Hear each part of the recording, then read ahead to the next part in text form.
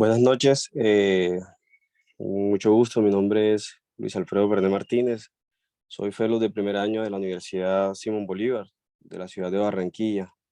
Quería, bueno, ante todo confirmar si están viendo mi pantalla, si Sí, se ve la la pantalla presentación. se ve la presentación y se escucha perfecto. Ok, listo, muchas gracias. Bueno, antes de comenzar, quería eh, agradecer por la delegación de este tema que es muy interesante y pues bueno, espero ser de, de mucho agrado y podamos establecer una buena discusión. Bueno, el tema a colación, como lo presentó el doctor, es sobre infarto agudo de miocardio con elevación del segmento ST. Ya anteriormente habíamos hablado un poquito de síndrome coronario agudo, pero fue sin elevación del ST. Entonces, comenzando un poquito sobre definición, nosotros definimos este como un síndrome caracterizado por sintomatología de isquemia miocárdica asociada a elevación persistente del segmento ST y biomarcadores de necrosis positivo, que no siempre nosotros en la práctica clínica esperamos resultados de estos biomarcadores para establecer una estrategia de reperfusión.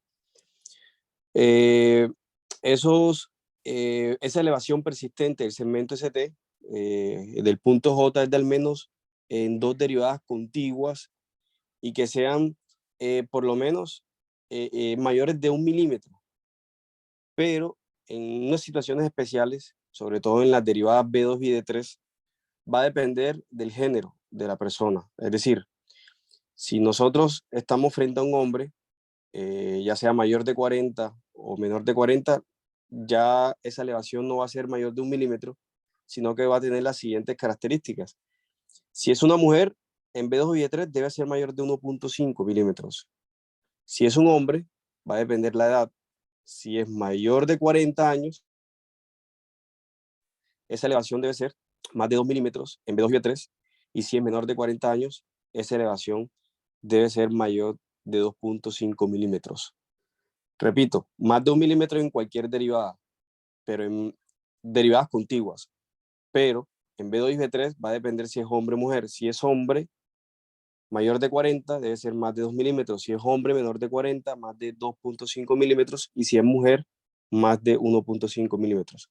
Estos hallazgos de elevación persistente del segmento ST deben ser más que todo en ausencia de hipertrofia del ventrículo izquierdo y de un bloqueo más que todo completo de rama izquierda. Con respecto a la epidemiología, bueno, este infarto de miocardio con elevación del ST compromete el 25 al 40% de los infartos del miocardio, el 30% corresponde a la mayoría de mujeres, un 23% van a ser en pacientes diabéticos. La mortalidad temprana a los 30 días equivale a un 30% y uno de cada 25 pacientes que sobrevive a un infarto de miocardio muere al cabo de un año. Esta diapositiva es simplemente para recordar los diferentes tipos de infarto agudo de miocardio, resaltando acá el tipo 1, que es el que nos compete en esta charla, que es por infarto de miocardio espontáneo relacionado a un evento de placa aterosclerótica, como una erosión, una ruptura.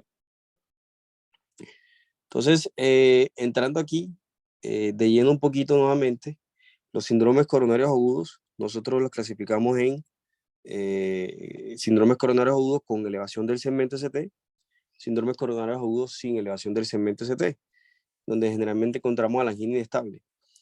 Esta gráfica la traigo a colación es más que todo para tener en cuenta de que cuando nosotros hablamos de un síndrome coronario agudo con elevación del segmento ST, propiamente dicho un infarto agudo de miocardio con elevación del ST, generalmente se debe a una oclusión prácticamente total, ¿ya?, de la arteria afectada o la oclusión del vaso afectado, y ese va a generar esa elevación persistente del segmento ST con las características que anteriormente he mencionado. Esta es una gráfica eh, que prácticamente resume gran parte de la charla de una manera muy gráfica. Eh, esta gráfica es sacada de la Sociedad Europea de Cardiología en su penúltima revisión sobre infarto de miocardio con elevación del ST. Y aquí lo que nos muestra es que tenemos diferentes escenarios a partir de un paciente que cursa con clínica, signos y síntomas, de un paciente que viene cursando con un infarto agudo de miocardio en este escenario con elevación del ST. Entonces tenemos acá al paciente que cursa con signos y síntomas y tenemos tres posibles escenarios de los cuales ese paciente va a consultar o va a buscar una atención médica. Sin embargo, antes de esa atención a la consulta médica, generalmente va a haber un retraso del paciente. Probablemente pueda estar por una percepción de los síntomas o porque el paciente no tiene un apoyo adecuado. Ese retraso del paciente eh, es muy importante porque algo que he venido yo comentando y es que cuando nosotros hablamos de infarto agudo de miocardio con elevación del ST, una mortalidad completamente alta, como había comentado, del 30%, entre más temprano actuemos y hagamos terapia de reperfusión, vamos a impactar mucho más en la mortalidad. Entonces, estos retrasos son importantes a tener en cuenta. Entonces, dentro de tres escenarios, voy a resumirlos en dos. Un paciente que llega a una institución que cuenta con un servicio de hemodinamia para una arteriografía coronaria o cateterismo cardíaco, o dos escenarios donde el paciente no consulta a un servicio con intervención coronaria percutánea. Muchos de estos pacientes generalmente hacen una llamada a un centro de atención, una ambulancia va y los recoge y los lleva a un centro hospitalario, en este caso que no cuente con un servicio de hemodinamia. Entonces ese paciente una vez consulta, en el primer contacto médico se debe realizar un electrocardiograma del cual debe hacerse, no solamente realizarse, sino hacerse una interpretación del electrocardiograma. La guía recomienda que esa realización del electro debe hacerse en menos de 10 minutos. No solamente es realizarlo, sino también es interpretarlo, que es la importancia que radica en los pacientes que cursan con infarto de miocardio con elevación del ST.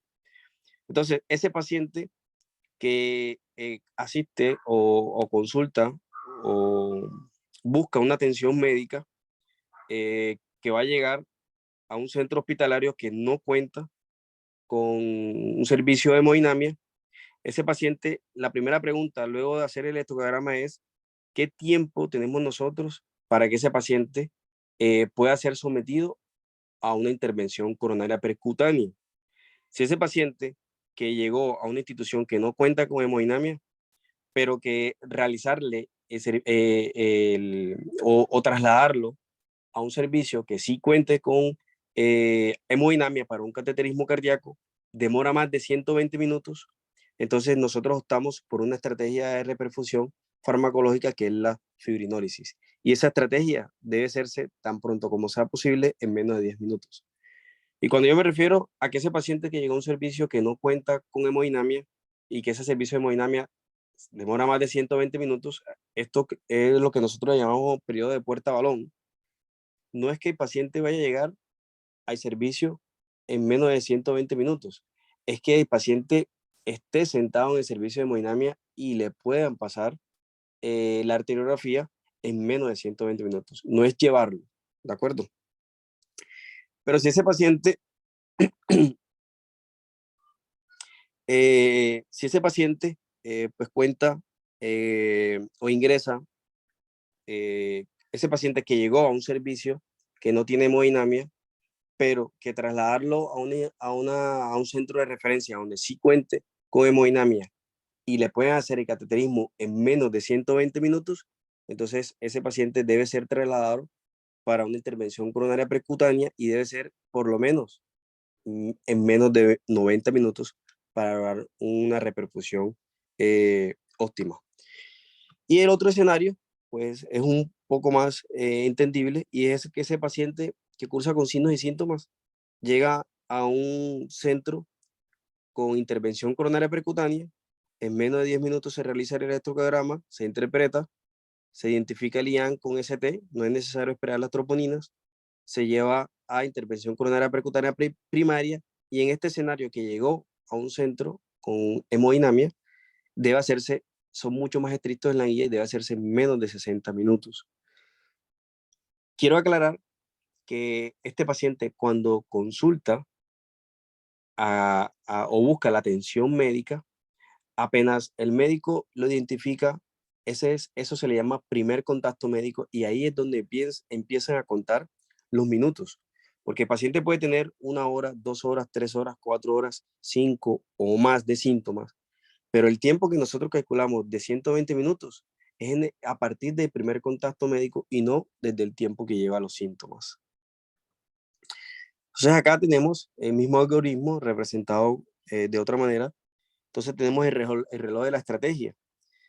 Paciente a quien en la hora 0 se le realiza el electrocardiograma, se identifica el IAN con ST, nos preguntamos el tiempo hasta a que ese paciente pueda ser llevado a un servicio de hemodinamia o pueda realizarse un cateterismo en menos de 120 minutos. Entonces se realiza la intervención coronaria percutánea, se alerta y se transfiere al centro de intervención coronaria percutánea, y debe hacerse en menos de 90 minutos el cateterismo cardíaco.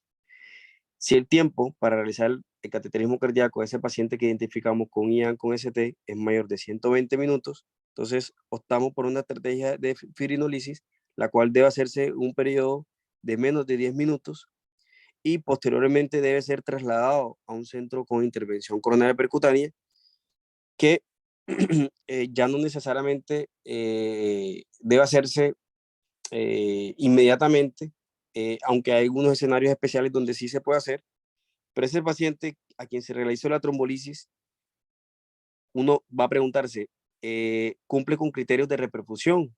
Si ese paciente no cumple con criterios de reperfusión, debe ser llevado inmediatamente a un cateterismo cardíaco para intervención coronaria de rescate, como si apenas los estuviéramos identificando como IAN con ST. Es decir, a ese paciente al cual por el tiempo no lo llevamos a hemodinamia, pero sí lo trombolizamos y la trombolisis fue fallida, ese paciente no ha salido del alto riesgo hemodinámico y por lo tanto debe ser transferido inmediatamente a un centro de hemodinamia en las primeras 2 horas. Si ese paciente sí cumplió con criterios de reperfusión, entonces ya aquí no hablamos de intervención coronaria percutánea de rescate, sino que hablamos de intervención coronaria percutánea sistemática, la cual se realiza antes de 24 horas y mayor de 2 horas. Entonces, el diagnóstico precoz y la reperfusión inmediata, pues son las dos formas eficaces de nosotros poder limitar la isquemia del miocardio, de poder limitar el tamaño del infarto, y pues por lo tanto nosotros vamos a reducir todo lo que son los riesgos de complicaciones de un paciente que cursa con un IAN con elevación del ST, y también los riesgos de ese paciente pueda cursar con insuficiencia cardíaca. Entonces, quiero recordar que no todos los pacientes que hacen infarto con elevación del ST, esa elevación persistente del ST va a ser secundaria a una lesión trombótica, sino que muchos de esos pacientes pueden tener una oclusión, pueden también tener una ruptura, una ulceración, pueden cursar con una fisura o incluso una disección de una placa aterosclerótica, o sencillamente estar ante una enfermedad coronaria no obstructiva. Entonces, o incluso muchos pacientes pueden cursar con una miocarditis o una miocardiopatía por estrés. Entonces, en esta gráfica representa en tiempo lo que son los cambios electrocardiográficos que cursa un paciente con IAN con elevación del segmento ST. Generalmente en los primeros segundos, el primer cambio no es la elevación del punto J o el ST, sino es los cambios en la morfología de la onda T. A medida que van pasando minutos y horas, se va viendo ya un cambio en el segmento ST, caracterizado por una elevación del punto J, y a medida que va pasando ya en un periodo de horas, incluso, pero menos de 24 horas, no solamente hay cambios de la onda T y del punto J, sino que también vemos la aparición de la onda Q, y luego en periodo de días vemos una onda Q de necrosis marcada y con normalización del ST y ondas T. Es importante tener estos cambios porque identificar a un paciente en alguno de estos cambios nos va a orientar más o menos eh, en qué tiempo de evolución está cursando ese paciente con infarto de miocardio con elevación del ST. Entonces tenemos diferentes mecanismos subyacentes predominantes en la oclusión coronaria total en un paciente con infarto agudo de miocardio. Pues en esta gráfica la traje a colación es más que todo para dar un resumen muy corto de la fisiopatología. Entonces, pues más allá de lo que nosotros hablamos hoy en día de un concepto de placa vulnerable, una placa vulnerable, pues nosotros la describimos como una lesión aterosclerótica que tiene un alto riesgo de ruptura y se caracteriza por un gran núcleo que es rico en lípidos o que muchas veces también puede estar necrótico y que está separado por una luz de un vaso, por una cubierta que está fibrosa y que es delgada, que en muchas ocasiones se llama como una cubierta de fibroateroma. Y pues bueno, la retención de partículas de lipoproteínas de baja densidad dentro de esa capa subendotelial da como resultado el reclutamiento de monocitos en la placa aterosclerótica, donde se va a generar una diferenciación del macrófago.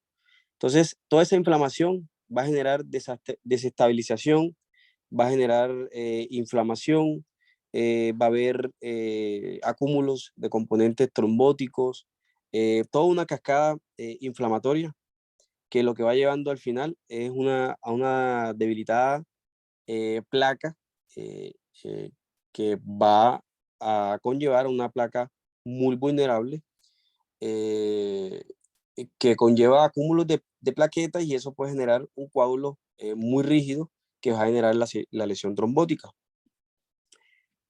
Entonces, no todas las morfologías de elevación del segmento ST son subjetivas de un infarto agudo de miocardio. Generalmente, una elevación que es cóncava, que en muchas ocasiones a esto se le llama como la carita feliz del segmento ST, generalmente no son típicas de un paciente que está cursando con una lesión isquémica. ¿De acuerdo? Ahora, recordar que esto no es 100% una prueba de oro, el electrocardiograma. Por eso siempre uno tiene que apoyarse en el contexto clínico y en el escenario que se está viviendo en ese momento. Pero si nosotros tenemos acá una elevación que es convexa o que en muchas ocasiones es en forma de chulito o que es una elevación horizontal o que es un fenómeno de down sloping o descenso del ST, pues esto es más característico de un paciente que está cursando con una isquemia aguda de miocardio. Entonces, tener en cuenta todas estas morfologías que pueden ayudar también, acompañada de la clínica, a orientarnos a que un paciente esté cursando con un infarto de miocardio con elevación del segmento ST.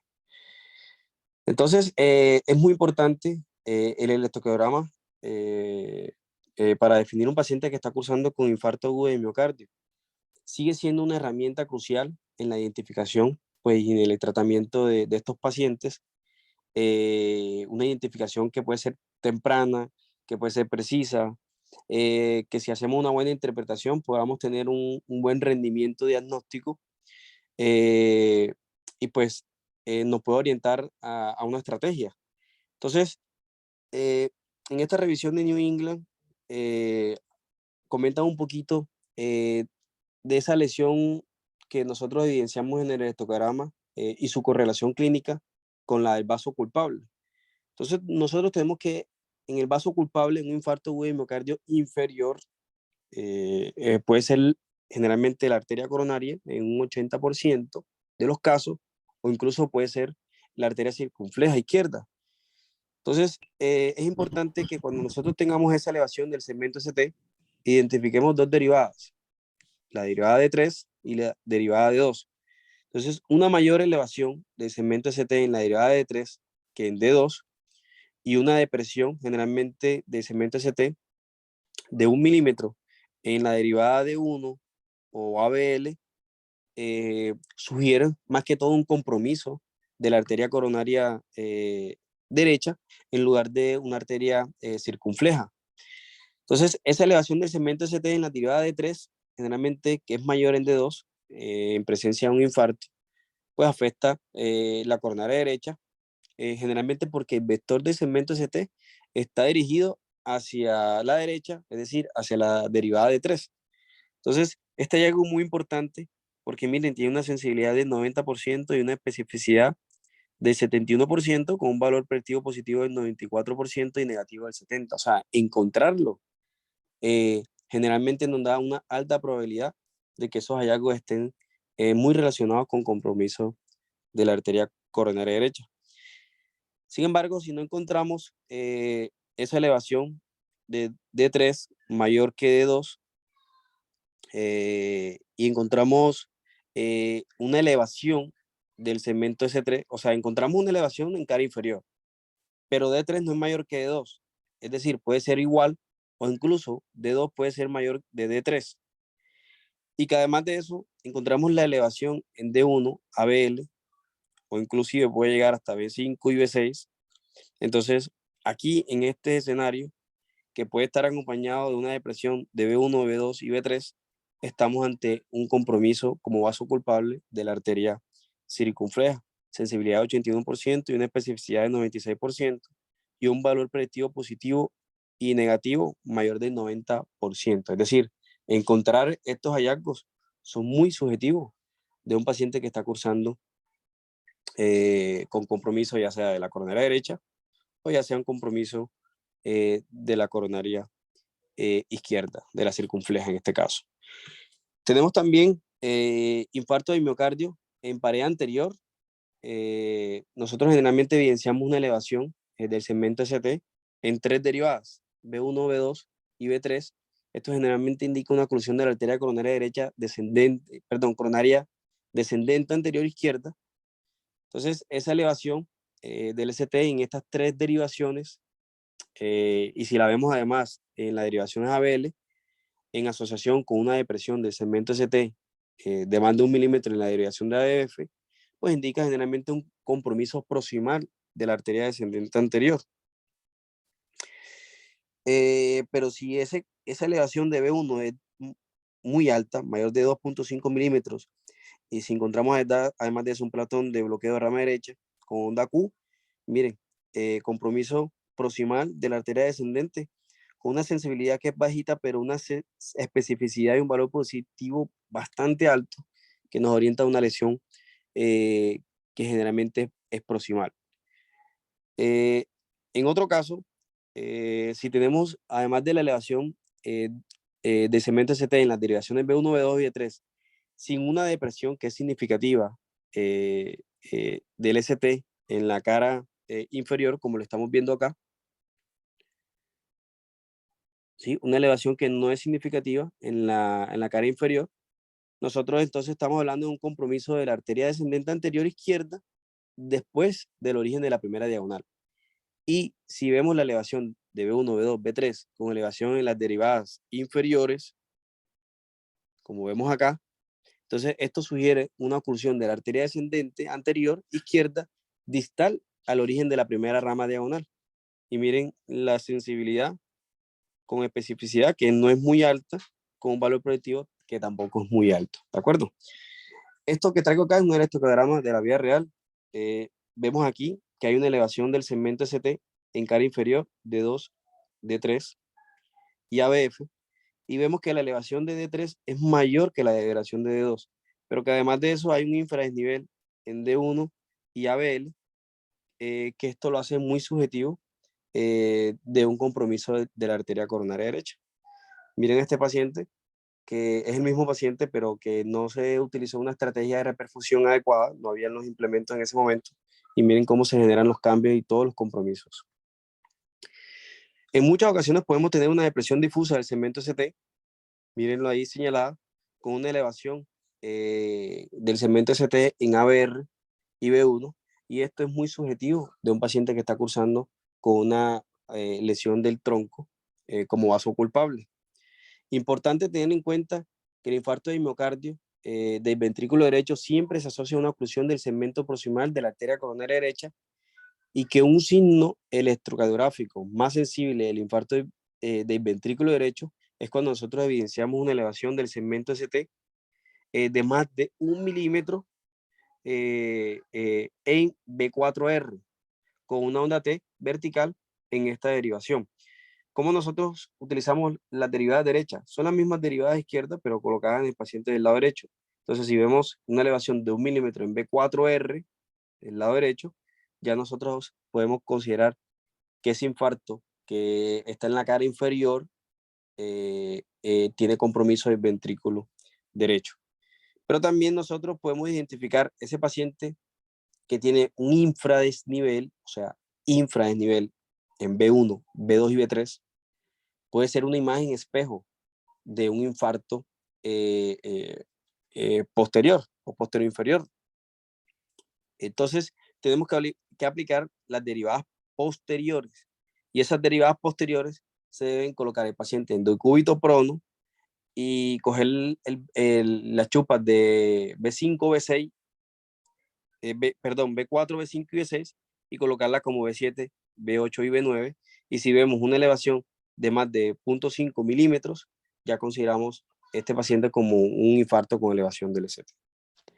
En muchos escenarios también vamos a identificar que hay pacientes que cursan con bloqueo de rama izquierda espontáneo o que son inducidos por un marcapaso y que pueden de alguna manera oscurecer ese diagnóstico de infarto de miocardio con elevación del ST. Entonces, para eso nosotros aplicamos los criterios de Scarbosa. Esos criterios de Scarbosa son 3 criterios. Hoy en día hablamos de los criterios modificados. Vemos lo que son concordantes y el criterio que es discordantes. Un criterio que tiene 5 puntos, 3 puntos y 2 puntos. Este criterio concordante es que concordancia significa que si el complejo QRS va hacia arriba, pues la elevación del segmento ST va hacia arriba. Y este es el criterio de pronto más fuerte, y es que si evidenciamos que el QRS hacia arriba en derivadas de 1 ABL, B4 a B6, con una elevación del segmento ST de más de 1 milímetro, le damos 5 puntos. Si tenemos en un paciente en las derivadas de B1 a B3 un QRS negativo y una depresión del segmento ST de más de 1 milímetro, le damos 3 puntos. Y a esto se le llama discordancia, que si el QRS es negativo, hay una elevación del ST, es decir, el ST va en contra de lo que va el QRS, va hacia arriba, el QRS va hacia abajo. Generalmente, en este criterio, que ha sido modificado inicialmente, se hablaba de que si era mayor de 25%, más de 5 milímetros, esta elevación del ST cumplía con las características, pero tenía muy bajo rendimiento, entonces el señor Smith intentó modificar y hoy en día hablan de la relación ST. Esa relación de ST es lo que mide en milímetros el ST más lo que mide la onda S. Esto, si es mayor a 0.25, entonces cumple con el tercer criterio de Scarbosa. Si nosotros tenemos más de 5 puntos, entonces ese paciente que tiene un bloqueo de rama izquierda está cursando con un infarto agudo de miocardio. Esto es importante porque en muchas ocasiones no sabemos si ese bloqueo de rama izquierda es nuevo o es viejo. Entonces, aplicar esos criterios son indispensables. Y no solamente lo aplicamos en bloqueo de rama completo de rama izquierda, sino que también se aplica en pacientes que tienen marcapasos y que están cursando con un infarto con elevación del segmento ST. Entonces tenemos una descripción general del tratamiento y aquí en esta diapositiva me voy a demorar unos 8 minutos, pero es porque quiero describir todo en general para después entrar de lleno en lo que son, entrar de lleno en la estrategia de reperfusión. Entonces vamos a ir rapidito, tenemos que la terapia inicial en el tratamiento va a ser una terapia médica inicial que va a estar constituida en el manejo con antiagregantes, aspirina, generalmente dosis de carga, apenas sospeche de un infarto con elevación del ST y luego continuamos dosis de mantenimiento descritas, el oxígeno que va a ser según sea necesario. Recordemos que la hiperoxemia genera radicales libres, desnaturaliza proteína y también empeora el pronóstico, solamente si es necesaria, pacientes con PO por debajo de 60 o saturaciones por debajo de 90. Indicar nitroglicerina en caso de hipertensión, en caso de dolor y manejo con morfina. Tenemos entonces el enfoque de la terapia de reperfusión, que aquí es donde más adelante voy a hacer mucho énfasis, que es la intervención coronaria percutánea, el injerto de derivación de la arteria coronaria y la trombolisis. Entonces, aquí generalmente se hace una intervención coronaria percutánea primaria, como lo había mencionado, si los síntomas generalmente son menores de 12 horas, y se puede realizar dentro de los primeros 90 a 120 minutos. Idealmente son las recomendaciones de las guías americanas y españolas. Recomendado también en cualquier momento en caso de que el infarto de miocardio, pues el paciente esté cursando eh, con falla cardíaca o que entre en estado de choque. Son las recomendaciones. Injerto de derivación de la arteria coronaria, indicado en pacientes con infarto con elevación del ST y anatomía coronaria no susceptible de cateterismo, de PCI, si hay isquemia en curso o recurrente, shock cardiogénico, insuficiencia cardíaca grave o unas características de alto riesgo. Son las recomendaciones que dan las sociedades. Eh, Tenemos acá también, si no se puede realizar un cateterismo cardíaco, como lo había mencionado en los algoritmos, en los primeros 120 minutos, entonces se recomienda la fibrinólisis en ausencia de contraindicaciones, ¿de acuerdo? No es indicarla, sino también evaluar si el paciente tiene indicación y si no tiene contraindicaciones. Idealmente, dentro de las 12 horas posteriores al inicio de los síntomas. Intervención coronaria percutánea tras una fibrinólisis debe realizarse en las 2 a 24 horas después de la terapia fibrinolítica. También realizarla si la reperfusión es fallida y es cuando cumple los criterios para nosotros considerar y llevarlo a intervención como una intervención coronaria de rescate. Evidencia de reclusión después de una fibrinólisis exitosa inicial y cuando el paciente curse con una isquemia recurrente. Tenemos la cirugía inmediata indicada para la mayoría de las complicaciones mecánicas de un paciente que cursa con infarto. Eh, Tenemos los medicamentos antiagregantes y anticoagulantes, entre esos inhibidores de la P2Y12 y anticoagulantes tratados para PCI o tratados para fibrinólisis. En este escenario, tenemos los 3 inhibidores de la P2Y12, clopidogrel, para subir el ticagrelol y también el cangrelol, que generalmente se da en dosis endovenosa si el paciente no recibe tratamiento. Esto lo mencionamos. Aquí lo que quiero resaltar es que en pacientes que van a ser sometidos a cateterismo cardíaco y que no se les va a hacer terapia de trombolisis, la carga de clopidogrel debe ser de 600 miligramos. Pero si el paciente va a ser sometido a fibrinólisis, debe ser de 300 miligramos o en el escenario de que tengamos un paciente menor de 75 años. Para su vez, necesitamos generalmente conocer la anatomía coronaria. El ticagrelol tiene bastante potencia y se da 2 veces al día a diferencia del clopidogrel. Tenemos la terapia anticoagulante. En caso de que el paciente vaya a ser sometido a intervención coronaria percutánea, heparina no fraccionada endovenosa o vivalirudina endovenosa, con las dosis ahí descritas. Y si se trata con fibrinólisis, entonces preferiblemente heparina no fraccionada o enoxaparina con una evidencia 1A o fondaparinose. De todo esto, generalmente nosotros utilizamos son la enoxaparina porque la tenemos disponible y es mucho más fácil nosotros poder llevar un seguimiento con esta medicación. Tenemos terapias médicas adicionales que son los betabloqueadores y ECA y el manejo con estatinas. Betabloqueadores con una evidencia 1B están indicados, son los que reducen mortalidad, tener en cuenta las contraindicaciones. Pacientes con inhibidores de la IECA, ahí están las recomendaciones de la guía. El manejo con estatinas, a diferencia en el sin ST, aquí las estatinas se utilizan con alta intensidad, con dosis de 80 miligramos de atorvastatina, son las recomendaciones en los pacientes con IAN, sin ST, con ST. Miren que las recomendaciones de parte de las guías son bastante fuertes.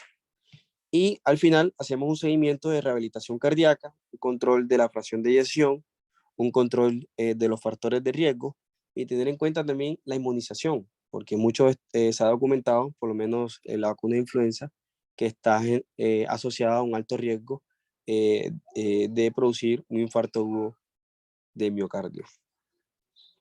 Entonces aquí entramos al segundo ítem después de la terapia inicial y era los trombolíticos versus intervención coronaria percutánea. Entonces, aquí traigo a colación este estudio realizado en 2009 en New England. Fue una revisión sistemática de un metaanálisis de 3 revisiones sistemáticas donde evaluaron o compararon lo que era la intervención coronaria percutánea y la terapia con fibrinolisis en el paciente con infarto agudo de miocardio con elevación del ST.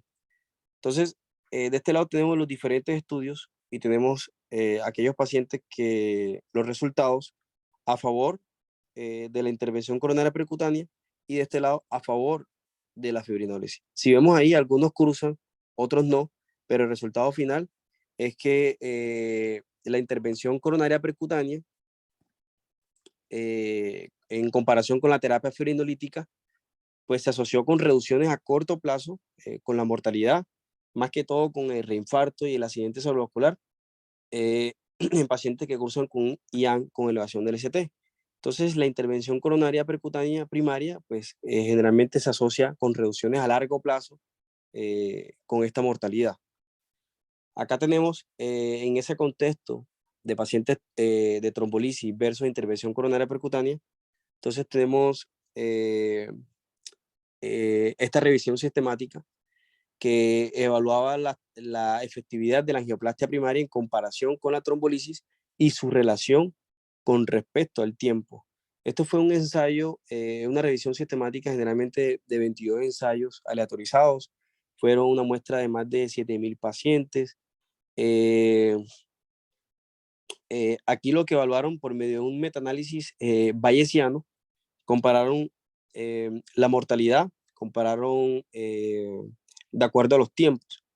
Entonces, aquí lo que podemos documentar es que en el endpoint primario, mortalidad, reinfarto no fatal y stroke no fatal, vemos que durante 30 minutos, 60 minutos y 90 minutos, pues generalmente la angioplastia, por lo menos en los 30 y 60 minutos, pudo documentarse un UR que, eh, que no era significativo, que era significativo en los primeros 60 minutos a favor de la intervención coronaria percutánea y que incluso tenía también algo a favor de la trombolisis, pero que al final el beneficio de la angioplastia primaria sobre la trombolisis va a depender mucho del tiempo de retardo adicional de la intervención, de la intervención coronaria percutánea. Generalmente para tiempos de menores de 90 minutos, la angioplastia generalmente es superior a los resultados con respecto a la trombolisis, porque si nosotros chequeamos aquí, ya después de 90 minutos, el OR aquí ya pasa sobre el 1 y generalmente no estaría tan recomendada la trombolisis por encima de la intervención coronaria percutánea. Tenemos entonces otra pregunta que realizarnos. Trombolíticos versus transferencia inmediata para intervención coronaria percutánea. Es decir, yo ahorita hablé que cuál era mejor. Ahora estoy preguntando es, en caso de que nos llegue el paciente con infarto de miocardio, ¿qué es mejor? ¿Trombolizarlo o referirlo inmediatamente a un centro que cuente con servicio de hemodinamia? Entonces, la data está constituida aquí por el ensayo Dynamic, que fue un ensayo con una muestra de más de 1.500 pacientes. Fueron resultados a 30 días, donde se comparó la angioplastia versus el trombolítico, que en este caso era el tratamiento acelerado con alteplase. Entonces, se compararon acá en el endpoint outcome de los resultados, muerte, reinfarto, stroke y otros compuestos. Se comparó aquellos pacientes que llegaron a un centro que no tenía hemodinamia y fueron referidos. Se comparó con aquellos pacientes que sí llegaron a un centro de referencia y se intervino y todos los pacientes. Entonces, los resultados a los 30 días es que realmente cuando se evaluó la muerte, esta P, la muerte, no era una P bastante significativa. A pesar de que habían resultados que eran a favor de la intervención coronaria percutánea en tiempos cortos, por lo menos antes de 3 horas. No hubo una diferencia en la mortalidad cuando se compararon las dos estrategias. Ojo, en tiempos menores de 120 minutos. Sin embargo, en reinfarto sí hubo una P bastante significativa, 1.9% versus 6.2% a favor de la intervención coronaria percutánea. ¿De acuerdo? En stroke no hubo una diferencia que era significativa. Entonces, en este estudio, Danami, que fue un estudio, se encontró que la angioplastia primaria, en comparación con la fibrinólisis, pues redujo los eventos adversos a los 30 días en pacientes con infarto agudo de miocardio con elevación del segmento ST y que eso se mantuvo durante el tiempo, incluso a un seguimiento que fue a largo plazo. Aquí están, miren los resultados del endpoint. Vemos aquí que el reinfarto es donde hubo una marcada diferencia estadísticamente significativa de la intervención coronaria percutánea con respecto a la fibrinólisis en aquellos pacientes que se utilizó la estrategia de reperfusión en un tiempo pues, menor de 120 minutos. Sin embargo, las otras no hubo como tal una diferencia robusta significativa.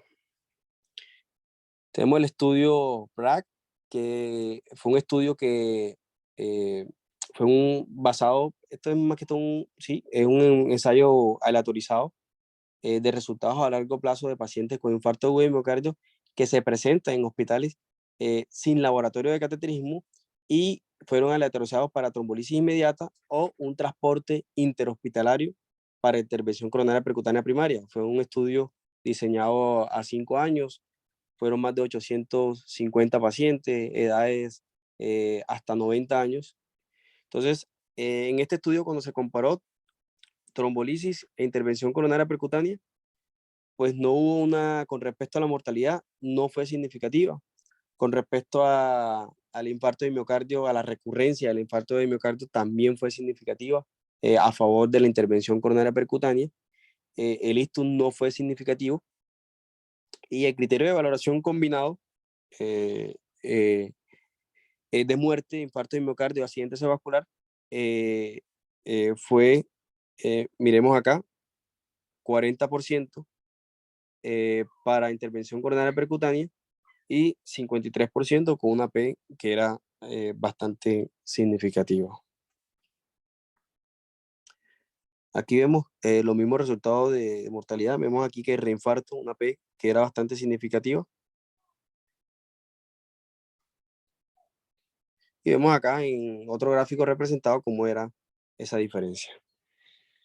Bueno, acá tenemos entonces, hablando de si era mejor trombolizar o transferir a un centro de hemodinamia, este fue también un metaanálisis donde se incluyeron todos esos resultados, un metaanálisis bastante, fue en 2008, pero un metaanálisis reciente. Se incluyeron aquí todos esos estudios que evaluaron trombolisis inmediata o transferencia a un centro de hemodinamia, y aquí se pudo diferenciar que era mejor, si el paciente contaba con el tiempo adecuado, transferir. Miren que los resultados fueron a favor de transferir a un paciente a un servicio que cuente con intervención coronaria percutánea, más que la trombolisis. Entonces, toda esta data que yo traigo es más que todo para que veamos cómo la guía refuerza de que la intervención coronaria percutánea, a pesar de encontrarnos que en mucho más temprano hay evidencia a favor tanto de trombolisis como de intervención coronaria percutánea, siempre se debe preferir más la intervención coronaria percutánea que la trombolisis, a pesar de que también, por lo menos en los primeros 120 minutos, hay evidencia también a favor de la terapia trombolítica. Siempre se debe intentar preferir la intervención coronaria percutánea. Y este es el estudio STRING, que lo traigo acá a colación, no tanto para mostrar si había diferencias significativas, porque en este estudio no lo hubo. Aquí lo que quería traer es que cuando se comparó fibrinólisis con intervención coronaria percutánea, al comienzo del estudio se empezaron a dar cuenta de que habían con una diferencia bastante significativa de aumento de los sangrados intracerebrales. Pero y sobre todo porque fue un estudio diseñado en pacientes que tenían una edad media de 60 años, o sea, eran pacientes de edad, incluso muchos eran mayores de 75 años, y en un periodo de 3 horas eh, posterior al inicio de los síntomas, se aplicaron los dos tipos de estrategias, pero cuando se dieron cuenta de la fibrinólisis, empezaron a sangrar muchísimo y eso aumentaba la mortalidad. Entonces ellos, apenas se dieron cuenta de eso, lo que hicieron fue que cambiaron el protocolo y reducieron la dosis, porque la dosis que se utilizó aquí fueron con bolos de tenesteplase. Y apenas reducieron la dosis, se dieron cuenta de que también hubo una reducción de esa complicación que era el sangrado intracerebral. Esto es importante porque incluso en la guía comentan que en pacientes mayores de 75 años, como yo lo mencioné anteriormente en el resumen, se prefiere la trombolisis con dosis reducida. Entonces, nuevamente hablar aquí un poquito de terapia trombolítica, más que de los análisis. En esta revisión, todo paciente que se presenta con un infarto de miocardio y nosotros tengamos la posibilidad o no podamos hacer intervención coronaria eh, percutánea, pues la terapia fibrinolítica sería una buena opción, bastante razonable. Tenemos acá los diferentes tipos de trombolíticos, estreptoquinasa, alteplase, reteplase y tenesteplase, sus mecanismos de acciones, sus dosis y unos comentarios que quería comentar aquí que cuando se compara alteplase, reteplase y tenesteplase, estos son superiores que la estreptoquinasa, sobre todo porque este es un trombolítico que tiene muchos efectos inmunogénicos, pero una vez se comparen estos tres, realmente los resultados han sido casi equiparables y no hay mucha diferencia significativa. Les dije que hay que tener en cuenta que no solamente es tener la indicación, sino que también no cumpla con esas contraindicaciones que pueden ser contraindicaciones absolutas, que pueden ser contraindicaciones relativas, para considerar el inicio de terapia trombolítica.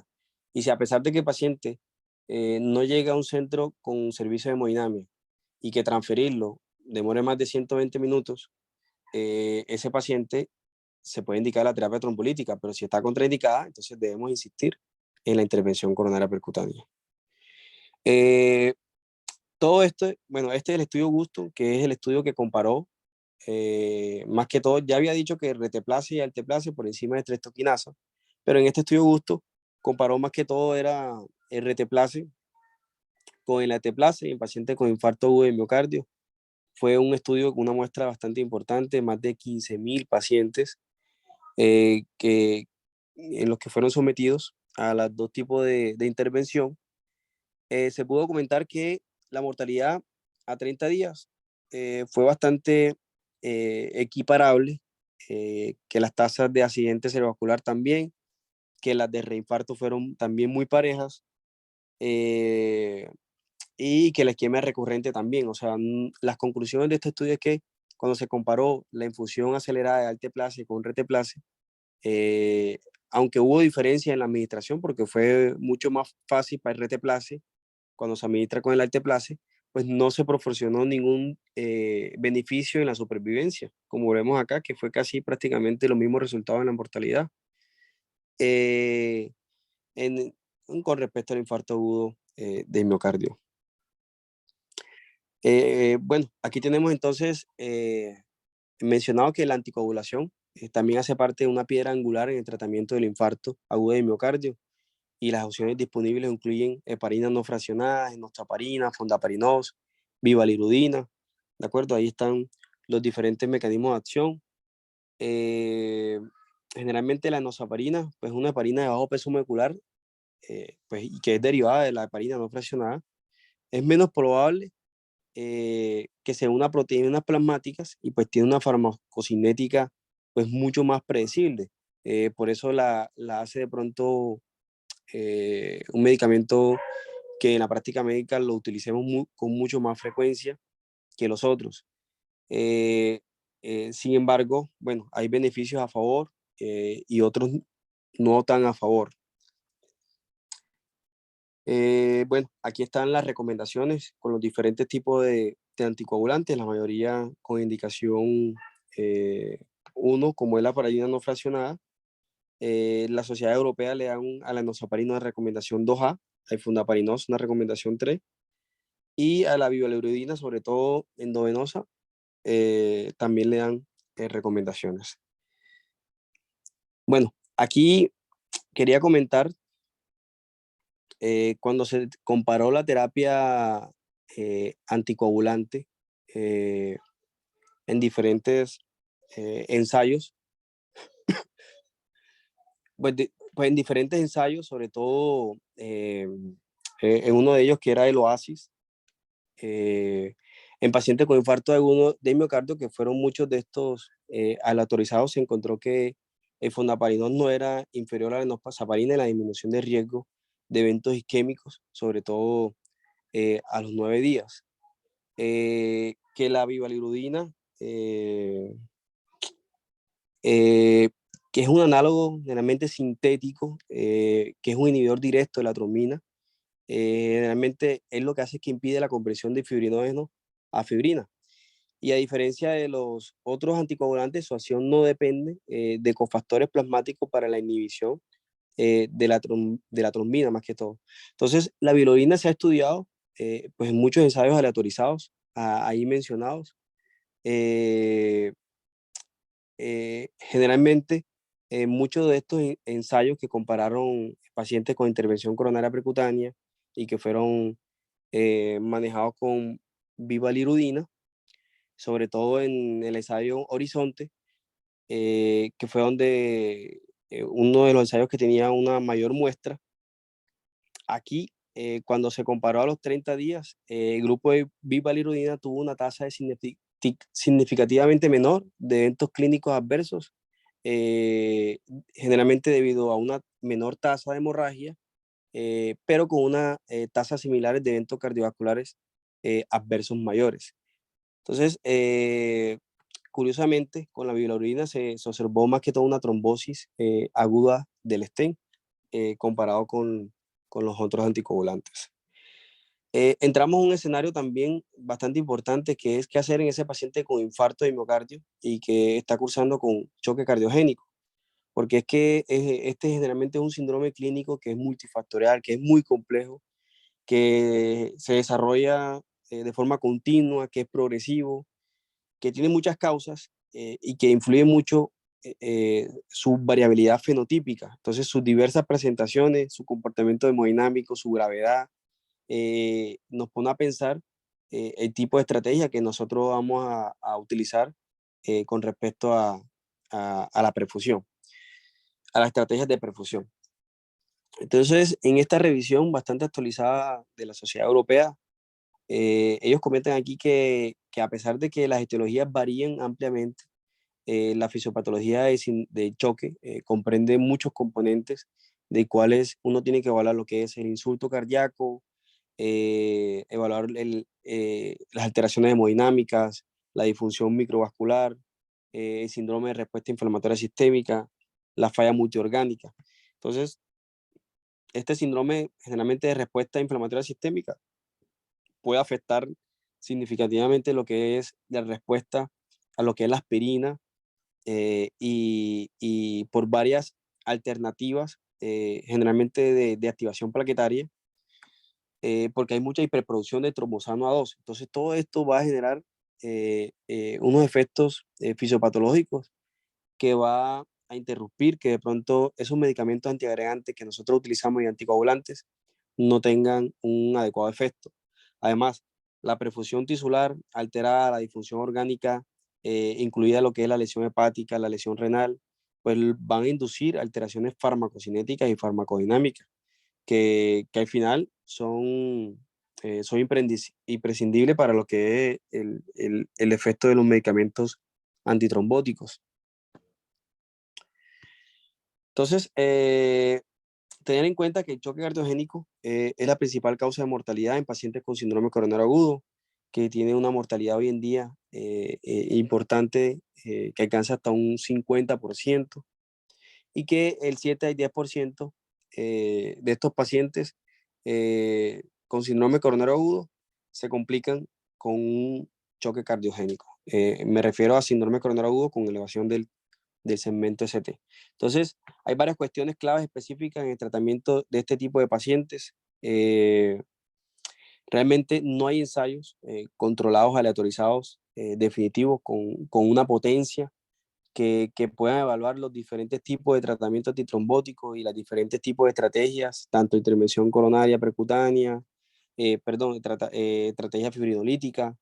Entonces, la mayor parte de la evidencia de cualquiera de estos fármacos eh, eh, y dispositivos se deriva más que todo de ensayos aleatorizados realizados en pacientes sometidos a revascularización, pero con un síndrome coronario agudo con Janssen, con ST, pero que no han tenido inestabilidad hemodinámica.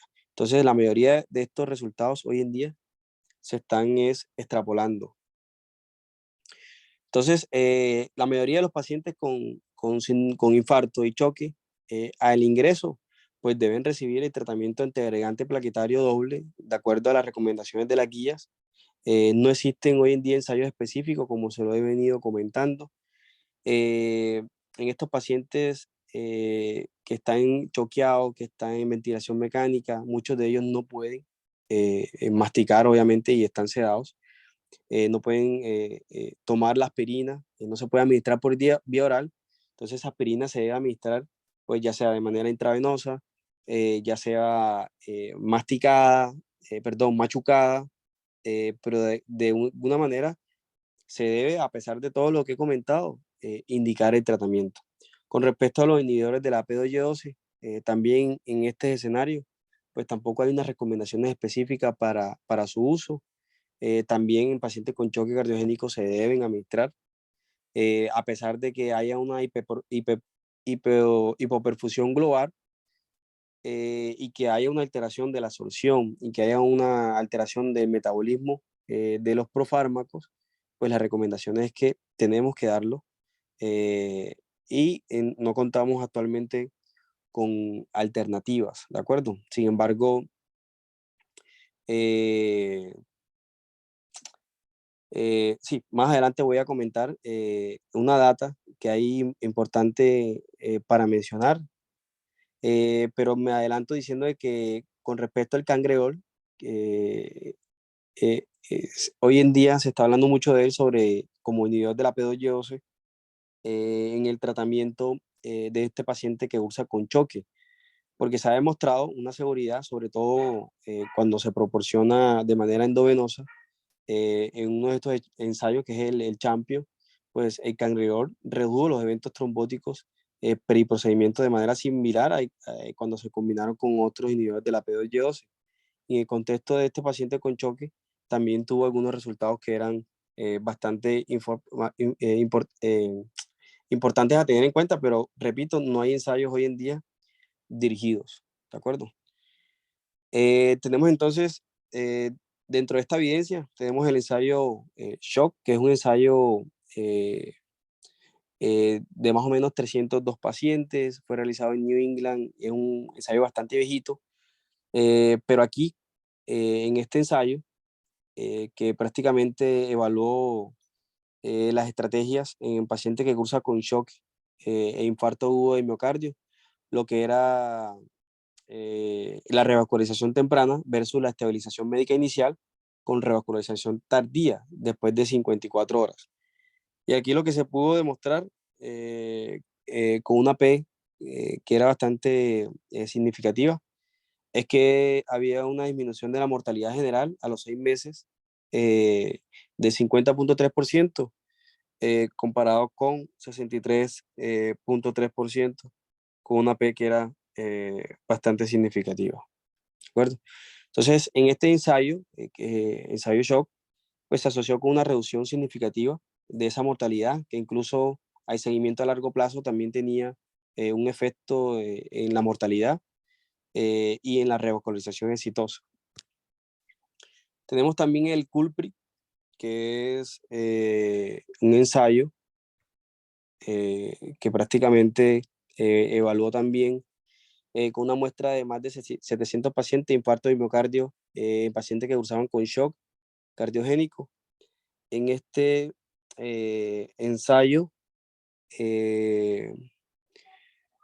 bueno, aquí Aquí se comparó lo que era la PCI del vaso culpable solo frente a la PCI de varios vasos, sobre todo a los 30 días.